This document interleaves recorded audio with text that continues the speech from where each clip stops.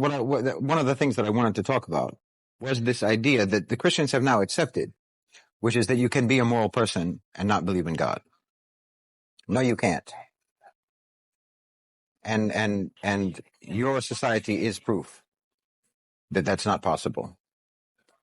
I mean, you can say it, but it comes down to this: like you wouldn't accept that, you wouldn't believe that if I were to tell you, for example, that there was a case of police brutality. Okay, there's a case of police brutality, but don't worry, the police are going to investigate it. The police are going to police themselves. Nobody accepts that.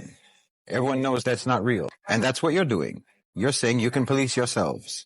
And we've seen plenty of evidence that you cannot. You absolutely cannot police yourselves any more than your brutal police can police themselves and prevent their own brutality. Doesn't happen. You have to believe, you have to know, and hold yourself accountable to a supreme authority that is independent of you. That's a requirement in life. That's a requirement in the dunya, and everyone knows that, and everyone accepts that. Like if you have, if you have, a case of embezzlement or something in a company, the company will investigate and will decide what to do. There's no outside auditor. I mean, why is there an IRS? Internal Revenue Service. To ensure compliance. To ensure compliance, to make sure that you pay your taxes. Because otherwise they could say, well, we'll just trust everybody to pay their taxes. Yeah. And then the government would be bankrupt. Immediately. And you know it. Yeah. But that's the thing. You know it in every practical situation except this one. Where you think, no, human beings can police themselves and make themselves moral. No, you can't. And you do nothing but continuously provide us evidence that claim is false. There's no evidence for that claim whatsoever. That you can be a moral person and not believe in God. There's no evidence for that whatsoever. What you can do is feel that you're moral while being completely immoral. That's what has been proven. Yeah, because religion and morality has never been anything but a garnish for you. That pretty thing that they put on a meal that you're not even supposed to eat. That just makes it look nice, but nobody eats it.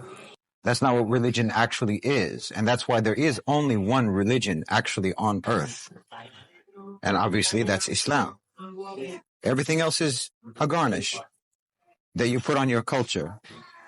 To make it look prettier, to make it look more moral, to make it look, I don't know, sanctimonious. But you're indistinguishable from no matter what your religion is. You're indistinguishable from people who have no belief in religion. And like I said, you can't even successfully argue with an atheist to justify why they should be religious, why they should believe in God, because they've got you. They put you in what you have accepted to be a corner, which is that they can be moral without God. And you accept that. So where are you left to argue for your religion? If you think that religion is only about this, I mean, first of all, like I said, no, you can't. You can't be moral without belief in God, because that's the police policing themselves. And deciding for themselves what's moral and what's not moral. And you will always decide that whatever you do, it's moral. Human beings will always decide. If you give them the power to decide that, they will always decide that whatever it is that I want to do, it's the moral thing.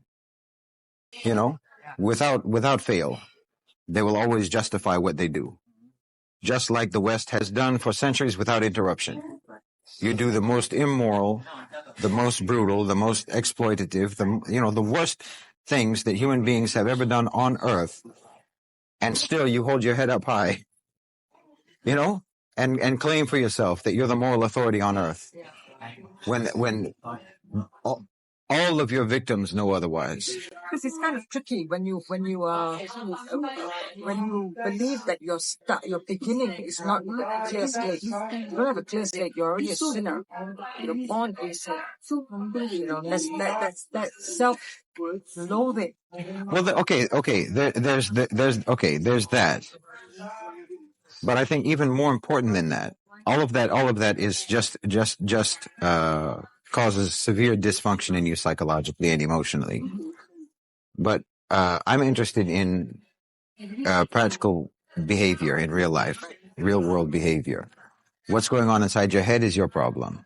But the way you act in society is my problem, and it's all our problem. But if you believe, like I said it actually in the last session, you have removed conduct from the equation of salvation. And all you have to do is accept Jesus Christ as my Lord and Savior, and I'm good to go. That means you don't believe in anything. That means you don't believe in anything. You don't believe in goodness. You don't believe in evil. You don't believe in either of these things, that either of these things really exist. And you don't believe in judgment. If you actually think that your own conduct has no bearing whatsoever on what's going to happen to you, then everything is arbitrary, which makes you exactly like an atheist. Everything is arbitrary. I mean, again, There's no sense. You're a nihilist. You can call yourself a Christian, but you're a nihilist. This reminds me of also another story that I remember sharing with you about this man who committed so many sins. At the point of his death, he instructed his sons to cremate him and throw his ashes everywhere because he thought he could escape the wrath of Allah. Yeah. And then when he was asked why he had done that, and he had expressed it's due to his fear of his Lord. Yeah, I know that you could punish me. Yeah, I mean, I feared you punishing me. Yeah, this is the basis. Yeah. Of your salvation. Yeah. This is remarkable. Knowing the reality of judgment. Yeah. Knowing the reality that you have a creator, Right. and that you are accountable to your creator. Yeah. So I mean, if you're saying that people can be moral without this, then you're saying that we don't need in society any mechanisms of any kind for anyone for accountability. I mean, because this example is interesting because he clearly lived his life wrongly, right? But he was stuck, conscious in his internally he's turmoil by what he had done, and that's because of morality. Well, this is the difference between sin and disbelief. This is why Ahl Sunnah wal Jama'ah, we know there's a difference between sinning and disbelieving. There's a difference between sin and kufr. I sin and I know I'm accountable. And I hope to be forgiven, but I fear being punished. If you remove the hope of forgiveness and the fear of punishment, then you're just a nihilist. There's nothing, you believe in nothing. Really. Your conduct is irrelevant.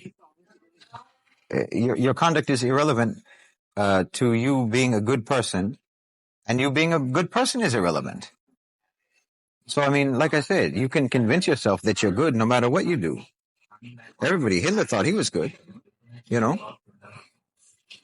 West has thought that they were good when they were calling their slavery and exploitation and oppression in the global South the white man's burden, telling themselves that they were civilizing the world, civilizing people who were millennia ahead of them in civilization.